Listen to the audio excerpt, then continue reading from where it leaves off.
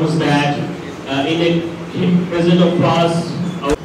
Engineer Muslim Rahman. I would like to congratulate all the organizer for this kind of.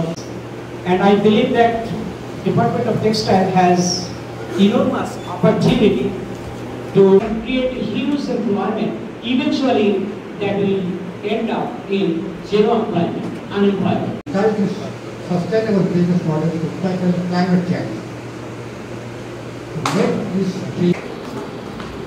I'm working with environmental related issues in our textile industry, working at the H&M Bangladesh office, sustainable environment expert. So,